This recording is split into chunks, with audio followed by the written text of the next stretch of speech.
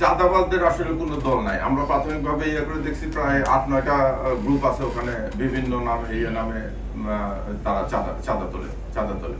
এখন এই সিন্ডিকেটটা ভেঙে দেওয়ার আমরা চেষ্টা করতেছি। আমরা হচ্ছে এটা নিয়ে অপারেশন করব। পাঞ্জাবের জগতে একটি বিশ্বস্ত নাম শাবাব এথনিক ওয়্যার। এরকম একটা নাম আসছে, আপনারাও কয়েকটা মিডিয়া এটা নিয়ে করেছেন।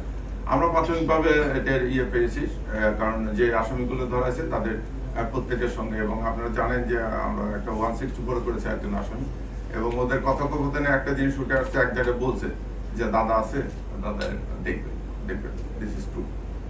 যাকে গ্রেফতার করা হয়েছে সেই কি মূল শুটার কিনা এটা একটু বলবেন, আর তারা কি তাহলে আসলে ভাড়াটে কিলার ছিল কিনা? এখন তারা ভাড়াটে এবং তারাও কারণবাজার এলাকায় আসছে, তারাও চাঁদাবাজির সঙ্গে জড়িত, এরকম তথ্য তো আমাদের কাছে এসেছে। মূল শুটার ছিল, কারণ আপনারা সিসিটিভি ক্যামেরার যে ফুটেজটা দেখেছেন, এখানে দেখেছেন যে দুইজন দৌড়া যাচ্ছে। এই সিসিটিভি ক্যামেরার ফুটেজ থেকে আমরা আপনারা সবাই জেনে গেছেন, তার পরিচয় জানা গেছে। মানে এই রহিমি মূল শুটার ছিল? জি, শুটার দুইজন করেছে, রহিমও করেছে, জিনাতও করেছে। এটা যে আমি যেটা বললাম যে তারা আপনার যে নামটা বললেন, বলতেছে যে ওখান থেকে আমরা নির্দেশিত হয়েছি এবং এটা দখল। এই বিনাশটা আসলে কে, কার একটু বলবেন? এটা উনি একজন এখন দেশের, আমরা প্রাথমিকভাবে যেটা জানছি যে উনি সম্ভবত দেশের বাইরে আছে, ওরাও এরকম কথাই বলছে উনি আন্ডারওয়ার্ল্ডের একজন সন্ত্রাসী আর কি। প্রাথমিক তথ্য এখন পর্যন্ত আমাদের কাছে এটাই আছে। না, এটা আমরা এখনো করতে পারিনি। আশ্রয় দিয়েছে তার সাথে মানে জড়িত আছে কিনা এই?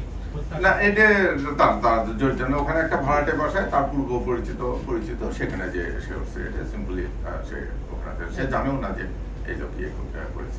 প্রাথমিক জিজ্ঞাসাবাদে আপনারা চাঁদাবাজের কয়টা সিন্ডিকেট পেয়েছেন, মানে কয়টা গ্রুপ আছে? ওরা বলে 8-9টা গ্রুপ আছে, 8-9টা গ্রুপ বিভিন্ন নামে চাঁদা। এরা কি বিভিন্ন রাজনৈতিক দলের ছত্রছায়ায় থাকে? ওইভাবে বলে না, এরা গ্রুপ প্রধানদেরকে বলে। এটা তো আসলে 8-9টা তার রাজনীতি দল করে না, এরা গ্রুপ প্রধানদের কথা বলে যে আমি অমুকের গ্রুপে, আমি অমুকের গ্রুপে। এখন এটা আপনারা দেখতে পারেন, আমি মনে করি যে সন্ত্রাসীদের আসলে কোনো দল নাই। এরা নিজেদের প্রয়োজনে সব জায়গায় যেতে রাজি আছে। আমার কাছে প্রাথমিকভাবে এটি মনে হয়। একটা শেষ প্রশ্ন, সেটা হচ্ছে যে শেষ মুসাব্বির এবং তার আগে কিবরিয়া, আমরা দেখছি যে অনেকগুলো জায়গায় আন্ডারওয়ার্ল্ডের কানেকশনটা উঠে আসছে। নির্বাচনের আগে কি আন্ডারওয়ার্ল্ড এই দেশকে বা আমাদের নির্বাচনকে আসলে নিয়ন্ত্রণ করতে পারে কিনা, এই ব্যাপারে আপনাদের কোনো তথ্য আছে কিনা? বা ব্যাপারে আমরা জিরো টলারেন্স, এটা আমরা যেটা বলি, এরকম কোনো অপতৎপরতা করা যাবে না। আইন শৃঙ্খলা ইয়াতে আমরা প্রত্যেকটা ইউনিট, আমাদের যতগুলো ইউনিট আছে ডিএমপি সহ সারা বাংলাদেশে, এই ব্যাপারে আমরা জিরো টলারেন্স। সাম্প্রতিক আইন শৃঙ্খলা বাহিনীর একজন ঊর্ধ্বতন কর্মকর্তা বলেছেন, ওনার বক্তব্য বলেছেন আপনার ঠিক মতো এই আগের যে মামলা মোকদ্দমার কারণে আপনার ঠিক মতো কাজ করতে পারছেন না, এই বিষয়ে আপনি কি বলবেন? না, এটার মূল্যায়ন আপনাদের কাছে তুলে দেবো। আর ঢাকায় যে কয়েকটা ঘটনা ঘটছে, আমরা তো আপনাদের প্রত্যেকটাতে আমরা ইনশাল্লাহ ডিটেক্ট করেছি। এটার মূল্যায়ন আমি আপনাদেরকে দেবো।